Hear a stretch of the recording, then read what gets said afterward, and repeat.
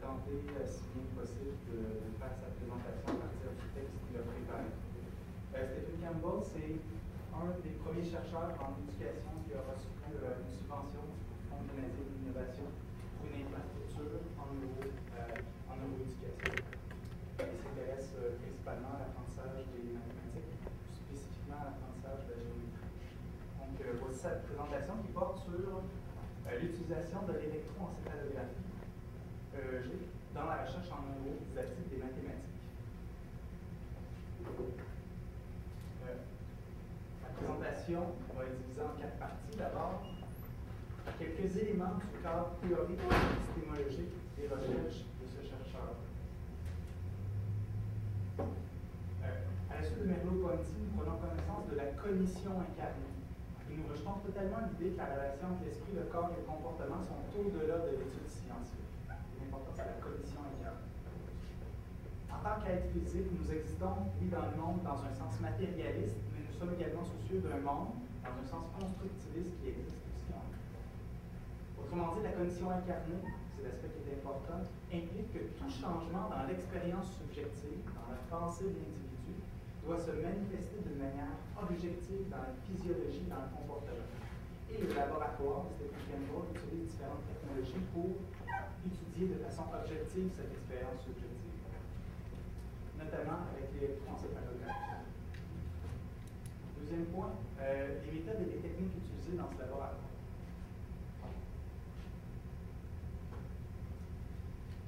L'électroencéphalographie, comme je vous ai parlé tout à l'heure, mais aussi l'électrocardiographie, qui mesure la performance cardiaque, l'électrooculographie, qui mesure le mouvement des yeux. Ils font le suivi des yeux, c'est-à-dire à quel endroit les participants regardent sur l'écran. Également, ils prennent des mesures de respiration, de température, et ainsi de suite. Ici, on a un participant qui a un graphe G. Ça, c'est on présente beaucoup d'informations. On va insister seulement sur, ici sur l'électroencéphalographie.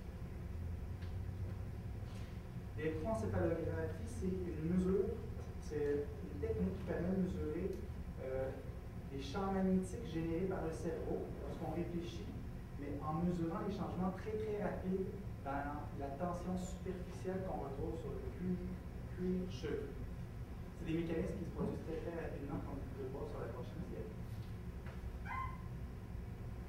Donc, on obtient plusieurs canaux qui représentent des électrodes qui sont placés sur la tête, 64 en tout, et là on observe des variations constantes qui sont observées, mais ce film-là est ralenti par un facteur de 50. Donc, dans la réalité, ça va 50 fois plus rapidement, ce qui pose tout un défi au niveau de l'analyse des données. D'ailleurs, j'arrive à la partie de l'analyse des données.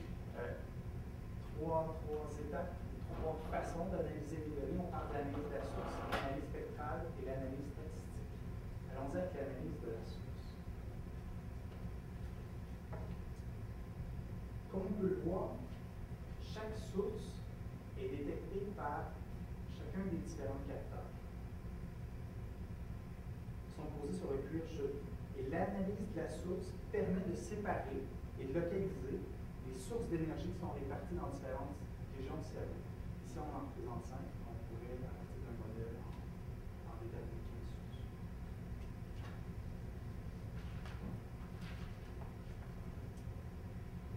Ici, ce qu'on observe, c'est comme je vous disais, c'est les 64 canaux. Il y en a 32 par hémisphère, en fait. Et en faisant l'analyse de la source, on arrive à 15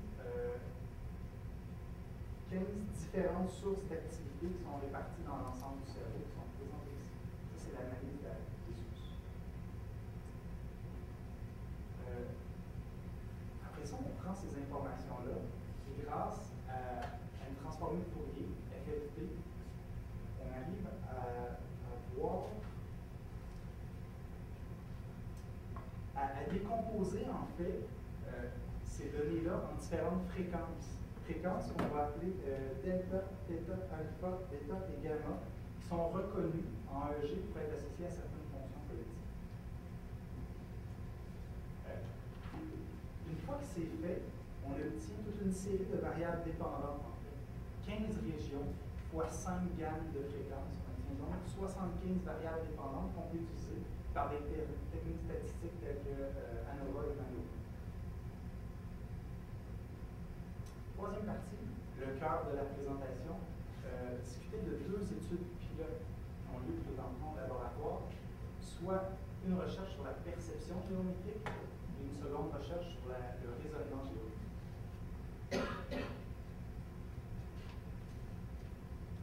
Les étudiants en géométrie secondaire voient souvent ce type d'image. Et la question qui est posée ici, c'est comment peut-on discerner la manière dont les étudiants vont percevoir à tout moment une image de ce type-là.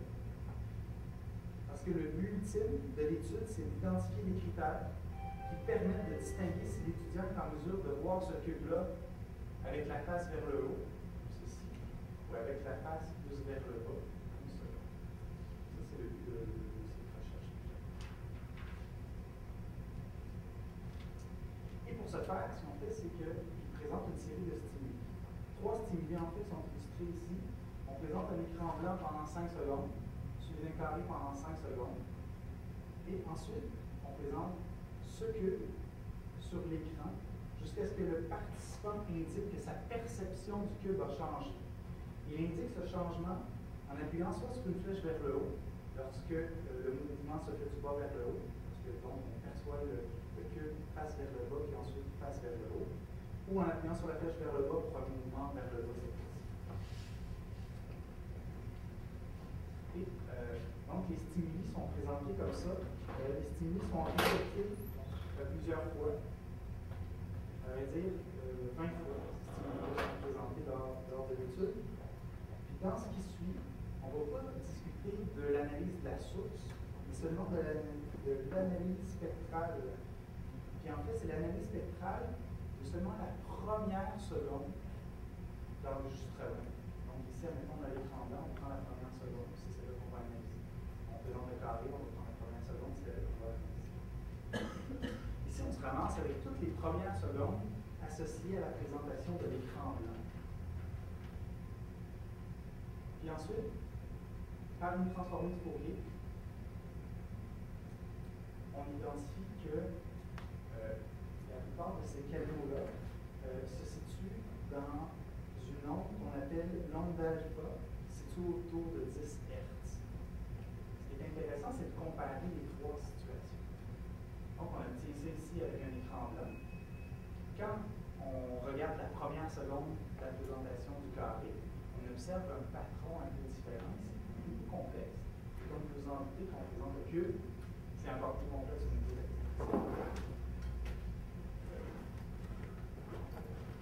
Ce qui est important de mentionner, c'est qu'on observe des différences entre les trois types de stimuli.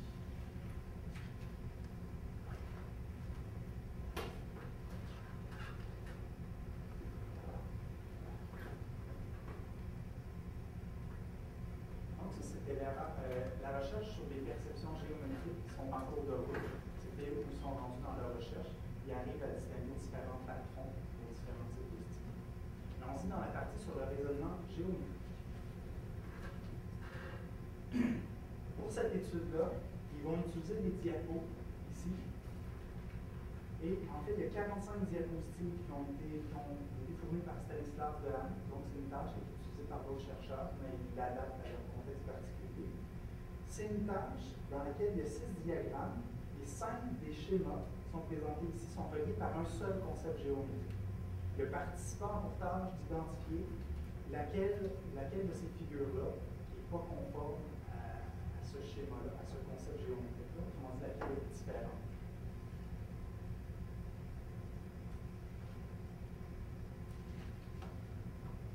En fait, comme je vous disais, c'est 45 diapositives qui sont présentées. Mais le but, c'est pas seulement d'identifier la figure qui est différente. Parce qu'en fait, la recherche se déroule en 3 temps, que je vais vous expliquer ici. Bon, d'abord, la tâche, c'est de déterminer lequel schéma est différent. C'est le premier épisode, si vous voulez. Mais ensuite, les gens vont refaire une deuxième fois ces 45 diapositives-là. Et cette fois,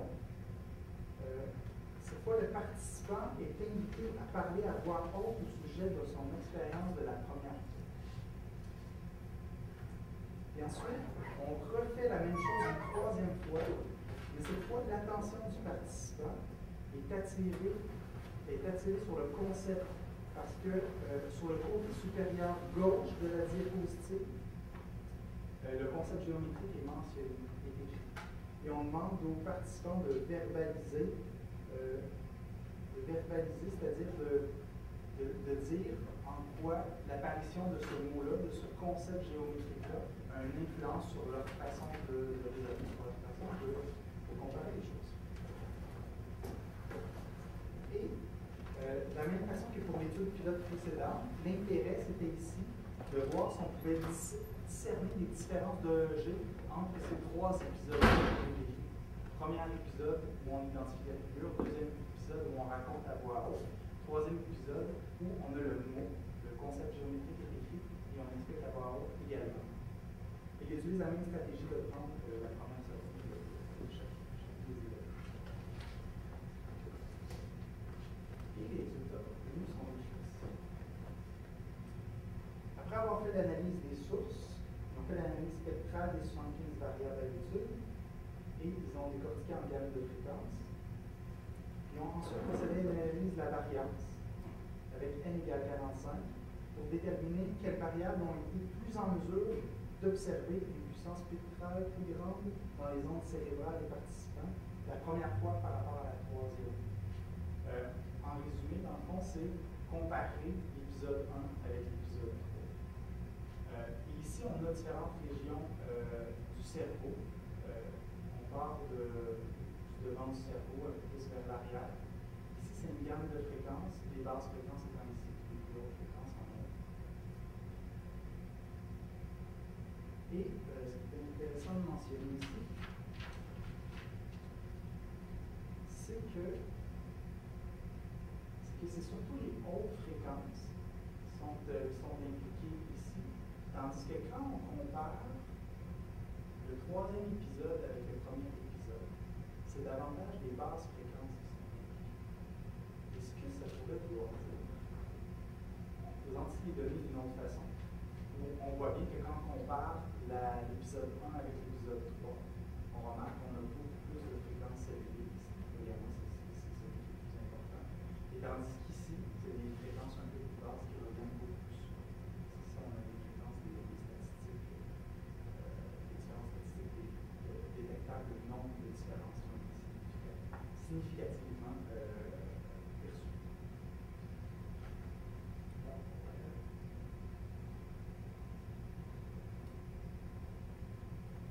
Comment c'est expliqué ces résultats-là? Ces résultats, lorsqu'on compare la première avec la troisième fois, on observe, on se doute que les gens sont, la troisième fois, le troisième épisode, les participants sont beaucoup plus familiers avec les diapositives. Et donc, potentiellement, ils ont avantage à faire appel davantage à leur mémoire au moment du troisième épisode, toujours par rapport au premier épisode. Leur attention pour la troisième fois est également plus orientée vers les préoccupations linguistiques, parce que le concept géométrique est indiqué.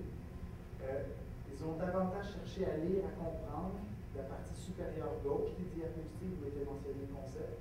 Conformément à nos observations, la mémoire, la lecture, la compréhension ont été mises en corrélation avec une plus grande activation des basses fréquences qu'on observe ici. Et d'autres chercheurs ont trouvé ce genre de résultats. Qu'est-ce que ces deux études pilotes-là apportent? Donc, on discute de la pertinence ici.